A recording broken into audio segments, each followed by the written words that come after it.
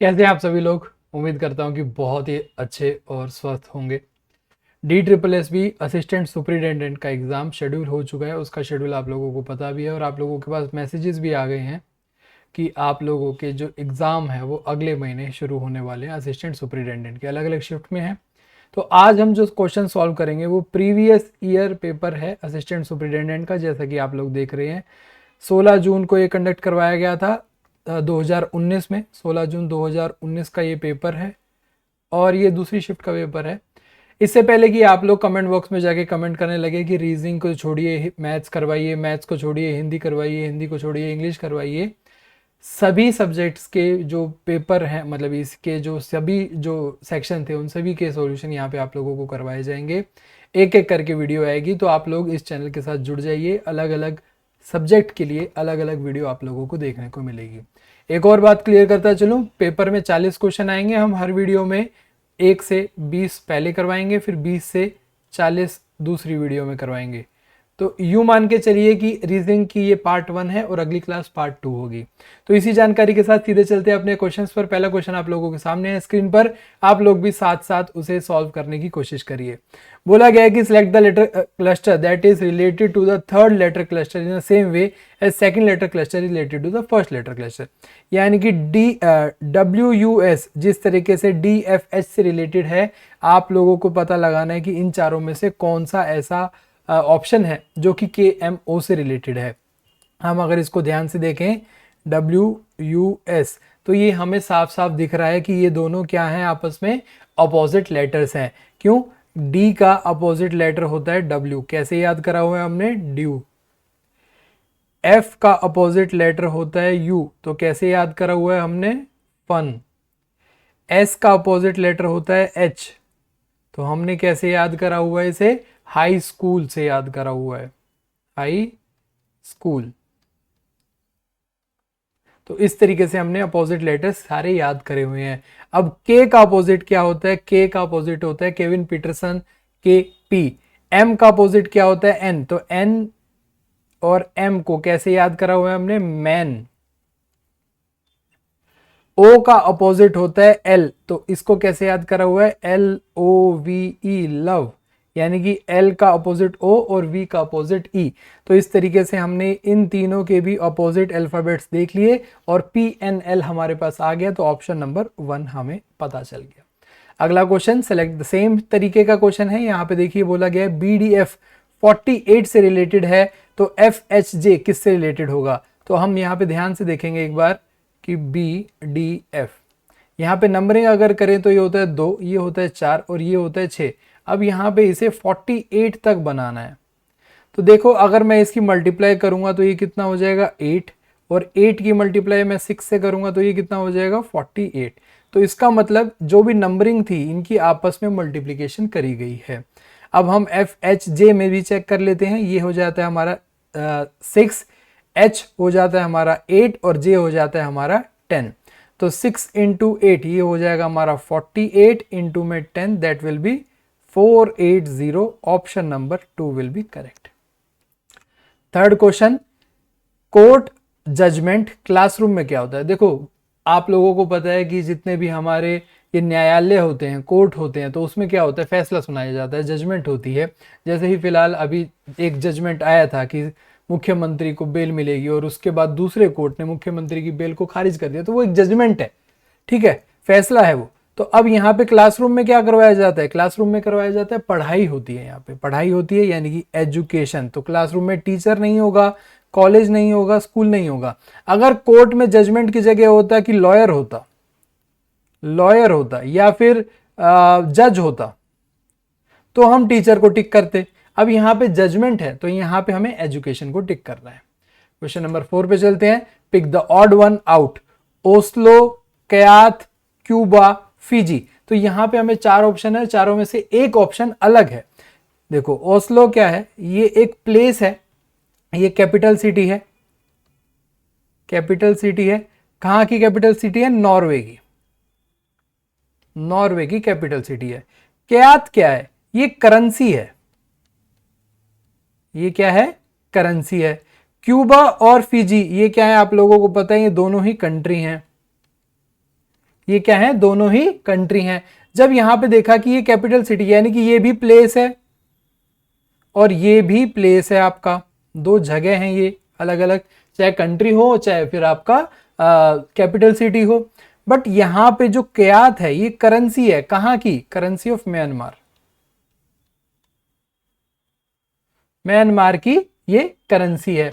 अब यहां पे अभी अगर यहां पे क्यात भी अगर कोई एक कंट्री होता तो ओस्लो हमारा क्या हो जाता, ऑड वन आउट हो जाता, क्योंकि वो एक सिटी है। बट यहाँ पे क्यात क्योंकि करेंसी है तो इसको हम ऑड वन आउट करेंगे, बाकी सब जगह के नाम है। सिलेक्ट द नंबर, देखिए अभी तक 5 क्वेश्चन आए, 5 के 5 क्वेश्चन हमें लगभग इसी तरीके के दिखे हैं, 4 क्वेश्चन जिसमें से एक ऑड वन आउट था कि 8 अगर 128 से रिलेटेड है तो 10 किससे रिलेटेड होगा। तो हमने देखा कि अगर 8 को 128 तक जाना है तो मल्टीप्लाई करना होगा 16 से, और 16 क्या है, 16 अपने आप में है 8 का डबल, 16 अपने आप में क्या है, 8 का डबल। तो इस तरीके से 10 को हमें किससे मल्टीप्लाई करना होगा, 10 के डबल से मल्टीप्लाई करना होगा। तो 10 का डबल कौन होता है, 20, तो 10 का मल्टीप्लाई 20 से करना होगा, आंसर हमें मिलेगा 200। ऑप्शन नंबर सेकंड करेक्ट होगा।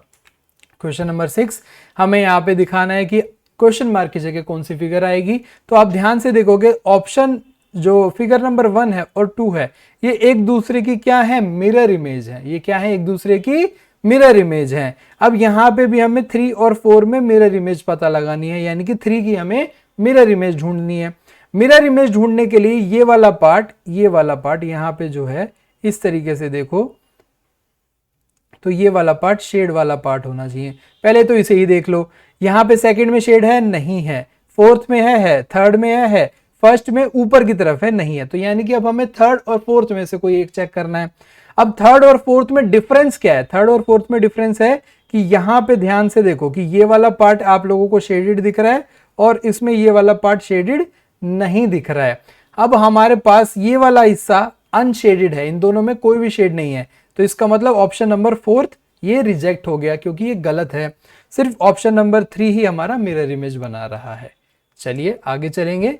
Pick number that is different from the rest, 37, 31, 33, 29। Question number 8 की बात बताने से पहले मैं आप लोगों को बता दूं कि ये पूरा का पूरा पेपर आप लोगों को जो एग्जैक्ट आंसर की DSSB की तरफ से आई थी, official previous year paper, official paper PYP, आप लोगों को टेलीग्राम पे मिल जाएगा।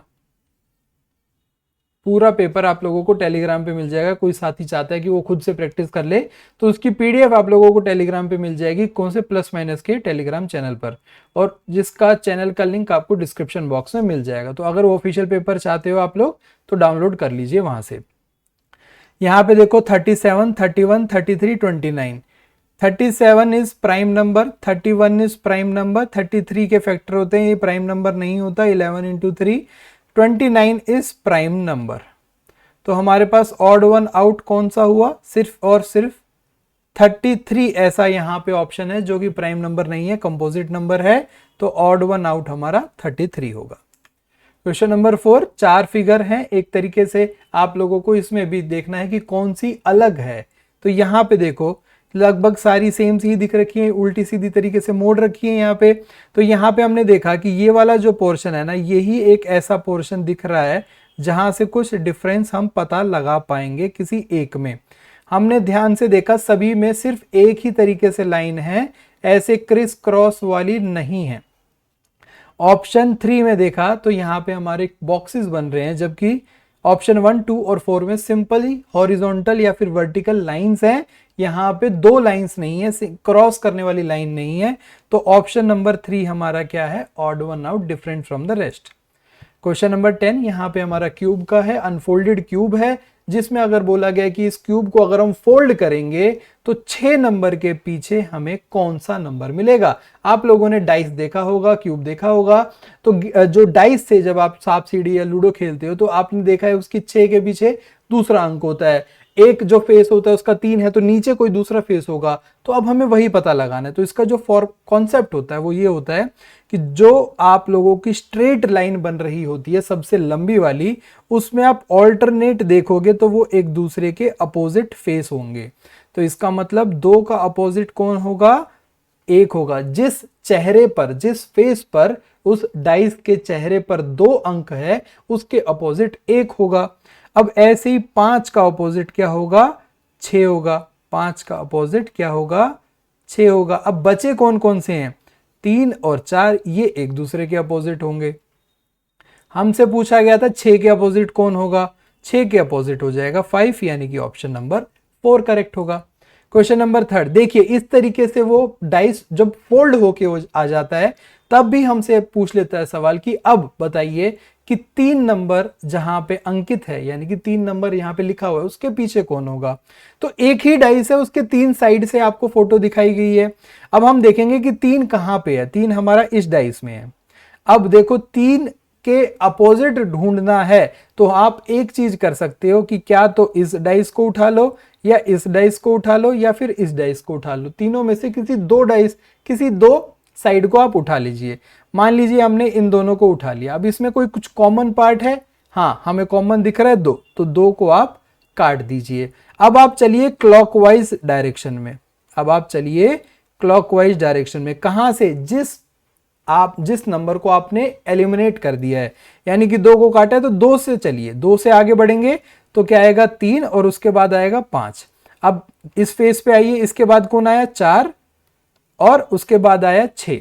तो यानी कि 3 के अपोजिट में आपको 4 मिलेगा और 5 के अपोजिट में आपको क्या मिलेगा, 6 मिलेगा। 5 के अपोजिट में आपको क्या मिलेगा, 6 मिलेगा। ठीक बात है, समझ में आई, क्लियर है। चलिए, तो हमसे पूछा गया था 3 के अपोजिट, तो 3 के अपोजिट क्या मिला है, 4, यानी कि ऑप्शन नंबर 3 करेक्ट होगा। Question number 12, identify the correct mirror image when the mirror is placed on the right side, यानी कि मिरर हमारा यहां पे है, राइट साइड में है मिरर। अब हमें मिरर इमेज ढूंढनी है। तो एक बात ध्यान से देखो, जो ये गैप है ना, ये वाला गैप, इस गैप की बहुत अहमियत होने वाली है। यहां पे देखो गैप ना नीचे की साइड ही रहना चाहिए, यहां पे गैप ऊपर की साइड आ गया, ये वाला गैप, तो इसे रिजेक्ट करो। नीचे की तरफ है, ये आपका ऊपर की तरफ आ गया, ये नीचे की तरफ, तो ये ऑप्शन 2 और ऑप्शन 1 और ऑप्शन 4 रिजेक्ट कर दिए हैं। अब ये वाला गैप यहाँ पे दिख रहा है, सही है, ये भी गैप यहाँ पे दिख रहा है, सही है। तो अब एरो की डायरेक्शन देखो, ऊपर वाली एरो की डायरेक्शन आप लोगों की ऐसी है, तो इसका मिरर इमेज क्या बनेगा, ऐसा बनेगा। इसका मिरर इमेज ऐसा बनेगा। तो यहां पे देखो ऑप्शन 3, ये तो एग्जैक्ट कॉपी बना दिया है, तो ये रिजेक्ट हो गया। ऑप्शन नंबर 2, आप लोग देखोगे मिरर इमेज ऊपर वाली ये बन रही है, नीचे वाली मिरर बन रही है, यहाँ पे शेड पार्ट है, ये शेड है, ये भी शेड, तो सारी की सारी करेक्ट चीजें हैं। तो ऑप्शन नंबर 2 आपका सही होगा। इस तरीके के क्वेश्चन को आप एलिमिनेशन मेथड से सॉल्व करेंगे तो बेटर रहता है। क्यों, जैसे हमने देखा एक पॉइंट पकड़ा और उसको देखा कि ऑप्शन 1 रॉन्ग हो रहा है, 4 रॉन्ग हो रहा है, फिर सेकंड पॉइंट पकड़ा, फिर देखा 3rd रॉन्ग हो रहा है। तो आप अगर मिरर इमेज बनाने बैठोगे तो थोड़ा ज्यादा टाइम और गलतियों के चांस ज्यादा बनते हैं। एलिमिनेशन मेथड आपको इजी कर देता है।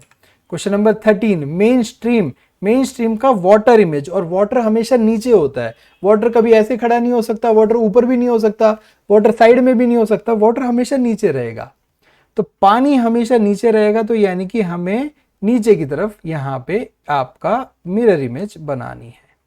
तो पानी भी अपने आप में एक मिरर का काम करता है।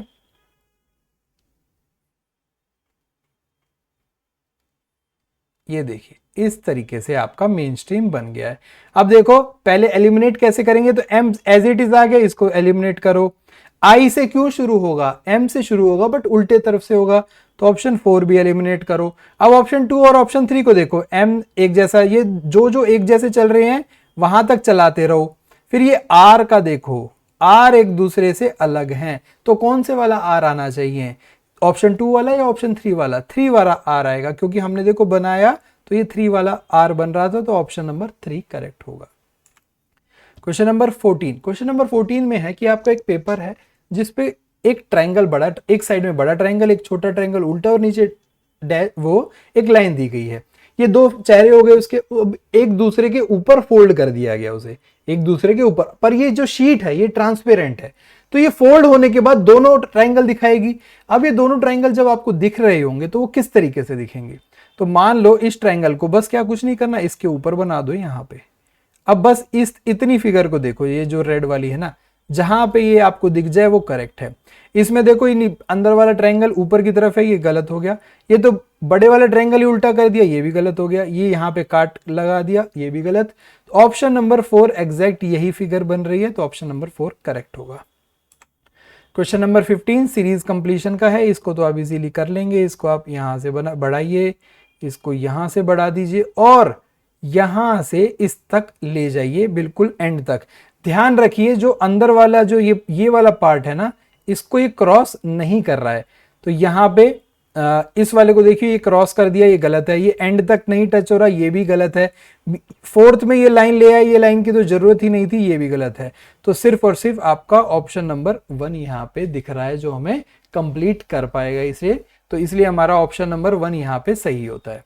आगे बढ़ेंगे क्वेश्चन नंबर 16 पर। क्वेश्चन नंबर 16 प्यारा क्वेश्चन है, जो कह रहा है कि एक वेन डायग्राम है जिसमें आपका बॉयज है ना, वो रिप्रेजेंट कौन कर रहा है, उन्हें स्क्वायर रिप्रेजेंट कर रहा है। स्क्वायर रिप्रेजेंट, स्क्वायर कौन सा है, ये वाला है स्क्वायर। तो ये स्क्वायर है, तो ये रिप्रेजेंट कर रहे हैं boys. Circle represent tall person. Circle कहां पे है जी, ये सर्कल है, ये टॉल पर्सन। ये कंफ्यूजन क्यों हो रही है ना, अगर इस क्वेश्चन को सॉल्व करने में दिक्कत हो रही है तो ये जो डायग्राम है ना, इसमें लिखा नहीं हुआ है। अब आप लोग क्या दिमाग में रखोगे ये स्क्वायर बॉयज है, तो उसको आपको थोड़ा सा अपना शार्पनेस लानी होगी। अब ये ऐसे बना भी नहीं सकते, पूरा पेपर में बनाने बैठोगे इतना बड़ा तो भी गलत बात है। खैर मैं आप लोगों को यहाँ पे लिख के दिखा रहा हूं चीजें। Pentagon represent north Indians. Pentagon कहां पे है, ये है north Indians. And rectangle represent food lovers. Rectangle कौन सा है जी, ये है food lovers. The number given, ये ठीक है। अब हमसे पूछा गया north Indian boys. North Indian यानी कि पेंटागन और बॉयज यानी कि ये स्क्वायर। पेंटागन और स्क्वायर के बीच में कितने नंबर आ रहे हैं भाई, 3, 12 और 13 और 4 नहीं आ रहा, ठीक है, ये 1 आ रहा है। 3, 12, 13, 4। ये पेंटागन के अंदर तो 1 भी नहीं आ रहा, सिर्फ यही 2 आ रहे हैं, 1 भी नहीं आ रहा। और ये सिर्फ यही तीन आ रहे हैं जो कि पेंटागन के अंदर आ रहे हैं और स्क्वायर के अंदर भी हैं। पेंटागन के अंदर 3, 12, 13 और स्क्वायर के अंदर 3, 12, 13, ये दोनों मिक्स होके आ रहे हैं। तो ये क्या हो गए, नॉर्थ इंडियन बॉयज हो गए। अब यहां पे बोला है कि are tall person. Tall person कौन है, सर्कल। तो सर्कल के अंदर कौन कौन आ रहा है, सर्कल के अंदर 3 नहीं आ रहा, तो 3 को भी रिजेक्ट कर दो। 12 और 13 आ रहे हैं सिर्फ, but not food lovers. Food lovers नहीं होने चाहिए। फूड लवर्स कौन से हैं भाई, 13 जो है ना, ये फूड लवर्स हैं, क्योंकि ये रेक्टेंगल के अंदर भी आ रहे हैं। तो रेक्टेंगल के बाहर जितने हैं ना, वो नॉन फूड लवर्स हैं। तो रेक्टेंगल के बाहर कौन सा बचा, अब हमारे पास सिर्फ और सिर्फ 12 बचा। तो 12 ऐसे नॉर्थ इंडियन लड़के हैं जो लंबे हैं पर उन्हें भोजन प्रेमी नहीं कहा जा सकता। तो 12 हमारा करेक्ट होगा। Question number 17, Vilas started walking from his home and walks 30 metre towards south। ये विलास का घर है और विलास अपने घर से 30 मीटर चला है साउथ की तरफ। From here he turns left। From here he turns left। तो लेफ्ट का मतलब है वो इस तरफ मुड़ गया। लेफ्ट का मतलब है वो इस तरफ मुड़ गया। And walks 40 metre.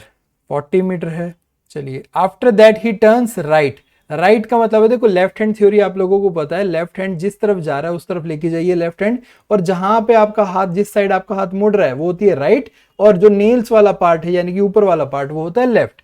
अब हमने बोला कि after that he turns right, तो ऐसे जा रहा था राइट यानी कि नीचे की तरफ मुड़ेगा, तो राइट का मतलब वो यहां पे आ रहा है, और यहां से चला है वो 45 metres. Then he turns left. Left वो यहां से इस तरफ मुड़ गया है। एक सेकंड दीजिए। Then he turns left and walks 30 metre, तो 30 मीटर वो चला।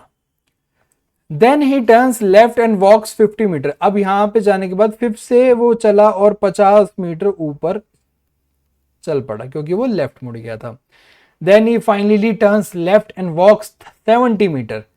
70 मीटर चला। 70 मीटर कितना होगा, इतना होगा। क्यों, यहां से यहां तक 40 था और यहां से यहां तक 30 था, तो दोनों को जोड़ा हमने 70 मीटर हो गया। अब हमसे बोला गया कि वो इस पॉइंट पर पहुंच गया। ये कितनी है दूरी, ये होगी 5 मीटर। ये होगी 5 मीटर। क्यों होगी, क्योंकि यहां से यहां तक तो थी भाई 45 और इतना था 50, तो 50 में से 45 जाएंगे तो 5 मीटर बचेगा। हमसे पूछा है how far he is now from his home and in which direction with reference to his home. अपने घर से वो कितनी दूरी पर है। ये टोटल थी 30, तो अब 5 ऊपर की तरफ आ गया, तो ये हो गई है 25। तो अपने घर से वो 25 मीटर की दूरी पर है और किस दिशा में, कौन सी डायरेक्शन में, साउथ डायरेक्शन में है, यानी कि दक्षिण दिशा में है। 25 मीटर साउथ, 25 मीटर दक्षिण इसका सही आंसर होगा। अगले क्वेश्चन पे चलते हैं। Question number 18। क्वेश्चन नंबर 18 आप लोगों को बोल रहा है कि at a time of sunrise, ये एक कुछ नहीं है, at a time of sunrise. अब सनराइज का समय है, सूर्योदय का समय है। आप लोगों को पता है सनराइज के समय क्या होता है, sunrise is in the east, तो ईस्ट डायरेक्शन में सन होता है, ईस्ट डायरेक्शन में सन होता है। ठीक है।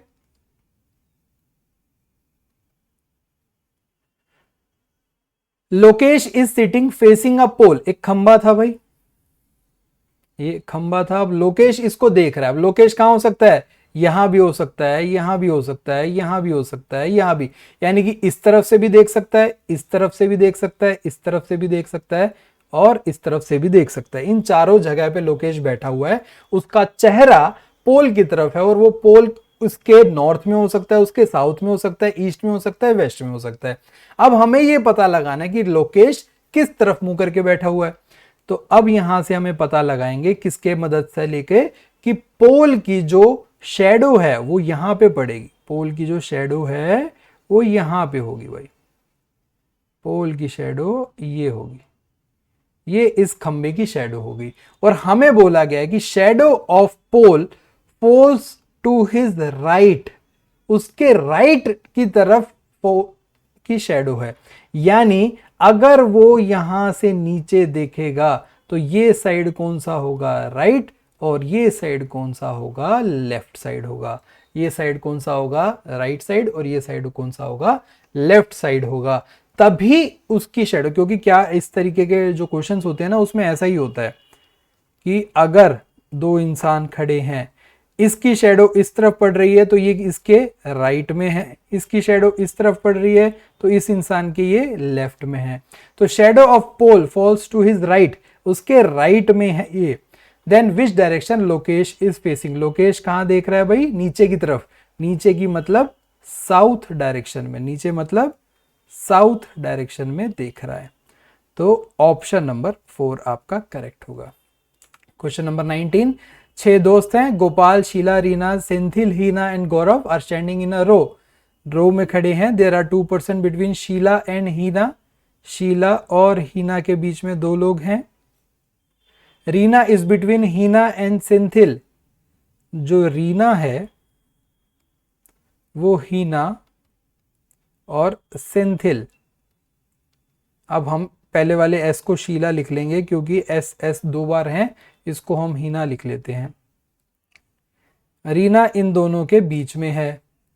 Only 1 person is standing before Gopal, Gopal से पहले एक ही इंसान है। इसका मतलब अब क्या हो गया कि ये इस तरीके से खड़े हैं, 1 2 3 4 5 6, ये एक लाइन में खड़े हैं। सबसे आगे एक इंसान है, उसके बाद में गोपाल है, यानी कि गोपाल से ठीक ये क्या है, फ्रंट है और ये क्या है, बैक।